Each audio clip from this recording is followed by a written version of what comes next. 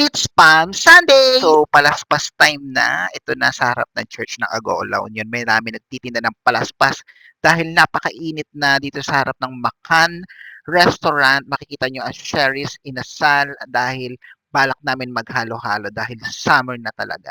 Pagpasok mo dito sa Sherry's Inasal, makikita mo ang Tara Aya Ola Halo Mix Mix Love Love. Meron silang Aya Amazing Ola Halo, Mais Ola Halo at Banana Ola Halo. Ayun ang mga price nila. Nagbayad na kami ng 1,000 pesos para bumili kami ng tatlong halo-halo. Pero hindi na available ang halo-halo dahil almost 4 na kami pumunta rito at ang available na lang is Banana Conyelo at Mais Conyelo. So waiting kami para makuha na namin ang tatlong order namin. Doon uwi na lang kami at doon na namin kakainin sa bahay. At ito ang mga kanilang halo-halo na napaka-overloaded at may ice cream pa yan. So tikim na ni Bakla, napakasarap. At syempre, punta na kayo. Ang bilis ma-sold out Agoo La Union kay Cecia.